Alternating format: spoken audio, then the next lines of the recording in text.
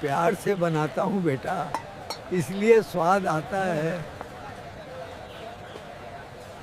बेटी के आने के दिन याद आ गए। वो भी छोटी सी मेरे संग बैठती थी, चाय पिलाती थी मुझे।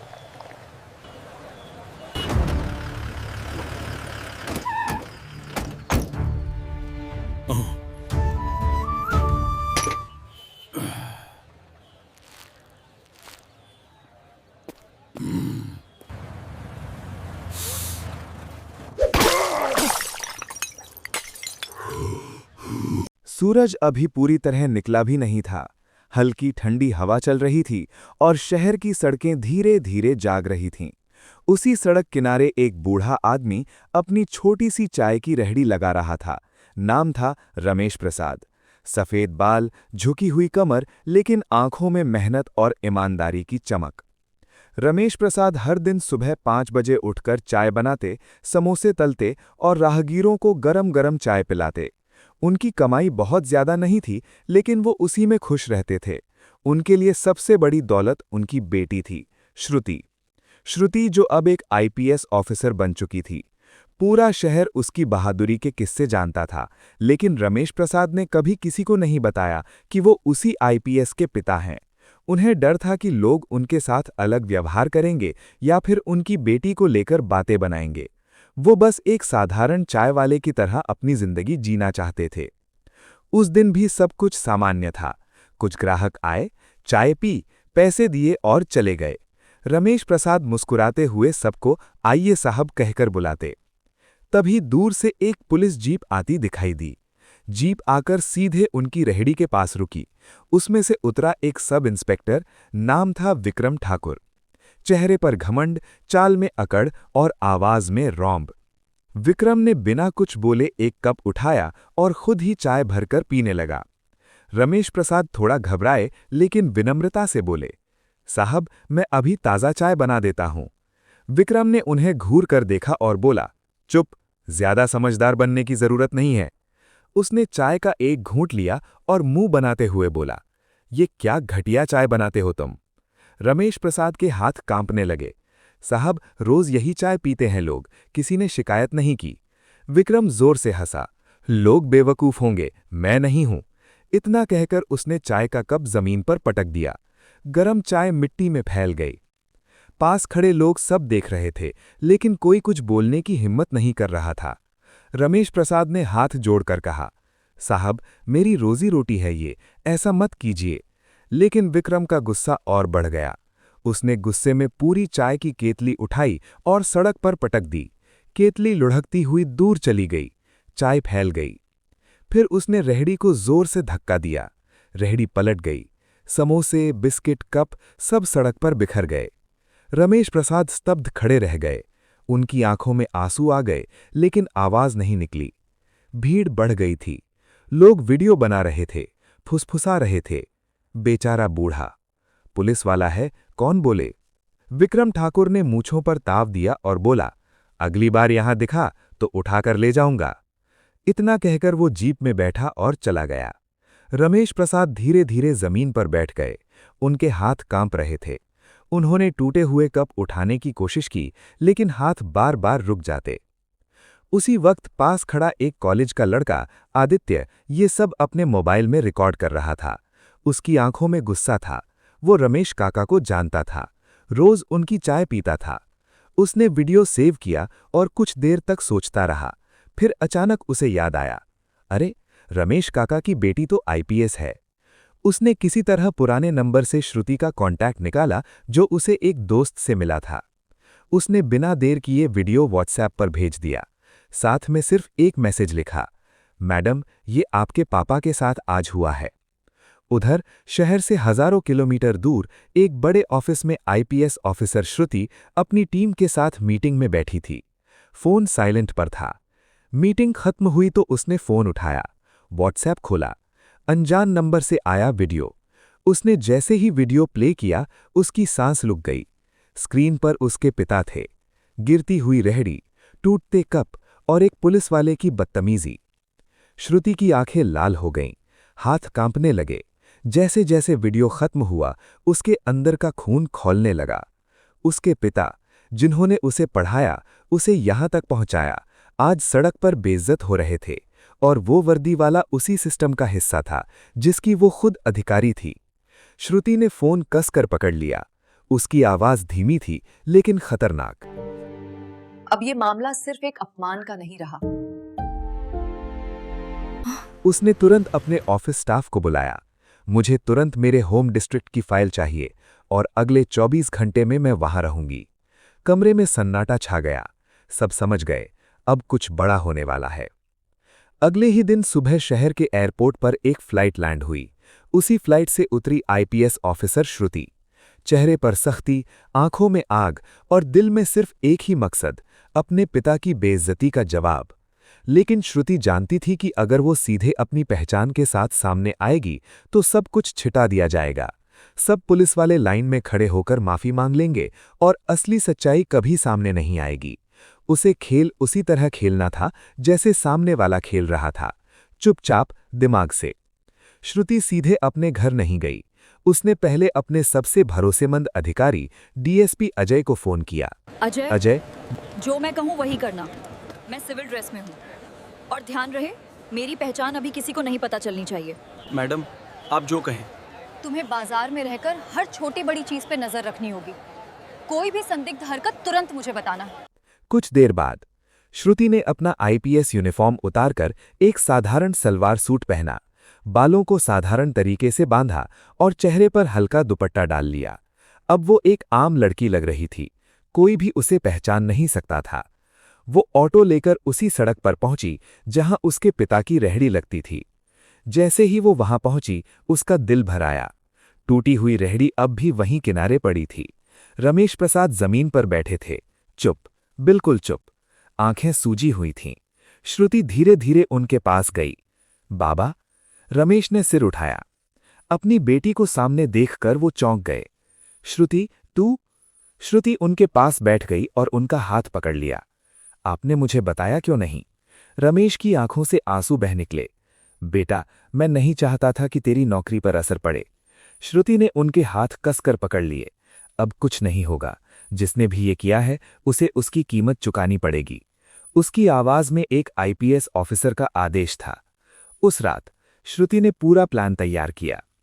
अगले ही दिन सुबह वो फिर उसी जगह गई, लेकिन इस बार एक अलग मकसद के साथ। उसे पता था कि विक्रम ठाकुर रोज उस इलाके में आता है, और हुआ भी वही। कुछ देर बाद वही पुलिस जीप आकर रुकी। विक्रम ठाकुर उतरा, उसी अकड़ के साथ। उसकी नजर श्रुति पर पड़ी।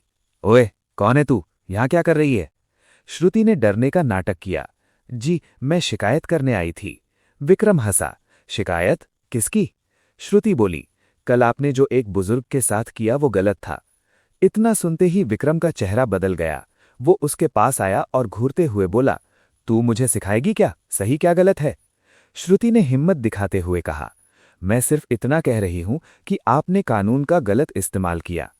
विक्रम का गुस्सा भड़क गया। उसने जोर से श्रुति का हाथ पकड़ लिया। बहुत जुबान चल रही है तेरी, चल थाने, वहीं समझाता हूं तुझे कानून।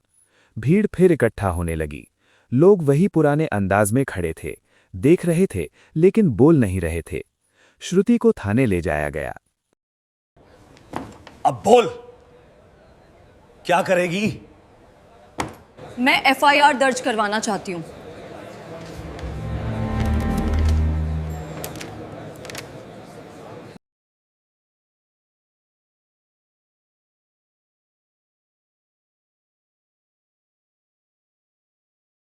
एफआईआर?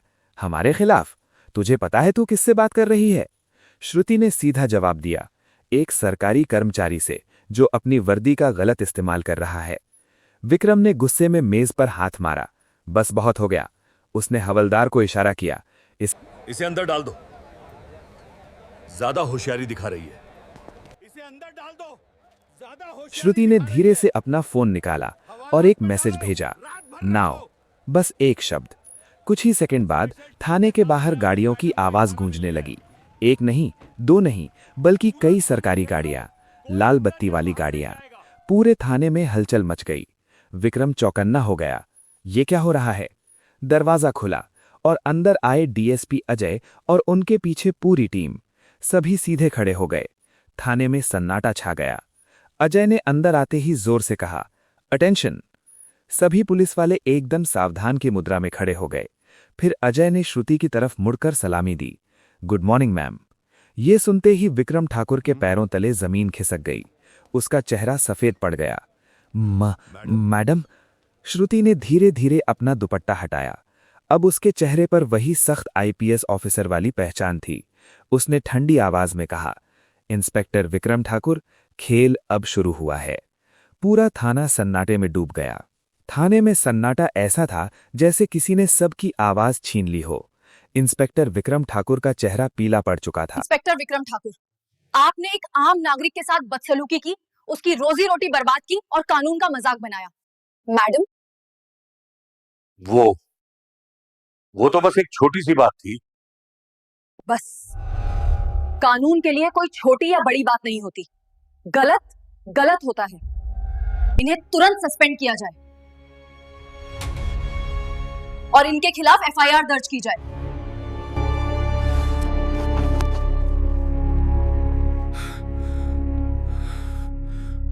मैडम, मैं अकेला नहीं हूं। जो कुछ भी हुआ उसके पीछे महेश यादव है। बस श्रुति की आवाज गूंज उठी। कानून के लिए कोई छोटी या बड़ी बात नहीं होती। गलत गलत होता है। पूरा स्टाफ सर झुकाकर खड़ा था। श्रुति ने डीएसपी अजय की तरफ देखा और आदेश दिया, इन्हें तुरंत सस्पेंड किया जाए और इनके खिलाफ एफआईआर दर्ज की जाए। Yes ma'am. 2 कांस्टेबल आगे बढ़े और विक्रम की बेल्ट और कैप उतरवा दी गई। उधर महेश यादव अपने बंगले में बैठा था। उसे लग रहा था कि सब कुछ उसके कंट्रोल में है, लेकिन उसे नहीं पता था कि कानून अब उसके दरवाजे तक पहुंचने वाला है। रात गहरी हो चुकी थी, लेकिन शहर के एक बड़े बंगले में रोशनी अब भी जल रही थी। यही बंगला था विधायक महेश यादव का, शहर का सबसे ताकतवर आदमी, जिसके नाम से बड़े बड़े अफसर भी कांपते थे।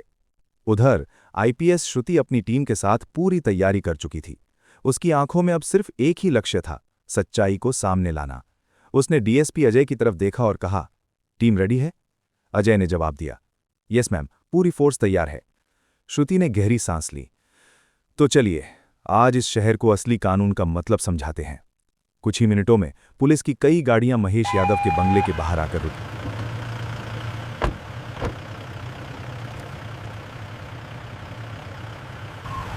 Quickly now, inside. We need to review the situation immediately. Siren की आवाज सुनकर पूरे इलाके में हलचल मच गई। दरवाजे पर खड़े गार्ड्स घबरा गए। कौन है? अजय ने जोर से कहा, पुलिस, गेट खोलो। गेट खुला और पूरी टीम अंदर दाखिल हो गई। महेश यादव ड्राइंग रूम में बैठा फोन पर बात कर रहा था। इतनी पुलिस देखकर वो चौंक गया। ये क्या बदतमीजी है? बिना इजाजत मेरे घर में कैसे घुस आए? श्रुति आगे बढ़ी। उसकी चाल में आत्मविश्वास था। इजाजत की जरूरत तब होती है जब इंसान कानून के अंदर हो। आपने तो उसे बहुत पहले पार कर दिया, महेश यादव जी। महेश यादव ने आंखें सिकोड़ते हुए कहा, ओ लेकिन लगता है तुम्हें राजनीति की समझ नहीं है। महेश यादव, आपको अवैध कब्जा, धमकी, साजिश और सरकारी काम में बाधा डालने के आरोप में गिरफ्तार किया जाता है। सीधे उस लड़की पर हमला करना बेवकाफी होगी। वो आईपीएस है, उसके पास सुरक्षा है। उसकी सबसे बड़ी कमजोरी पे वार करो, उसके बाप पर। श्रुति, माफ कर देना बेटा, मैं तुम्हारी इज्जत पर दाग नहीं लगने देना चाहता था, इसलिए नहीं बताया, पर अब सब खत्म हो गया। ये तो मेरे पापा हैं। ये क्या हो रहा है? रेडी? वो गिर रही है। नहीं। साइलेंट। हम इस केस में और सबूत जुटाएंगे, टीम को तैयार रखें। बाबा, अब मैं हूं यहां और जिसने भी ये किया है उसे उसकी कीमत चुकानी पड़ेगी, चाहे वो इंस्पेक्टर हो या विधायक। मैं उसे ढूंढ कर रहूंगी। मुझे तुरंत मेरे होम डिस्ट्रिक्ट की फाइल चाहिए, सारी पुलिस फाइल, हर स्टेशन की, और अगले 24 घंटे में मैं वहां रहूंगी, कोई बहाना नहीं चलेगा। आज इस शहर को असली कानून का मतलब समझाते हैं। कोई भी ताकतवर नहीं है कानून से। चलिए। आपने जो कल किया वो गलत था। एक बूढ़े आदमी के साथ ऐसा नहीं करना चाहिए था। वो आपके बाप की उम्र का है। तू मुझे सिखाएगी क्या सही क्या गलत है? तेरी औकात क्या है? बस अजय, इन्हें तुरंत सस्पेंड किया जाए। वर्दी उतारो इनकी और इनके खिलाफ एफआईआर दर्ज की जाए। धारा 323, 504, 506 और 877। यस मैम, तुरंत होगा। हमारी प्राथमिकता आम नागरिकों की सुरक्षा है, ये हमारी ड्यूटी है, कोई समझौता नहीं है।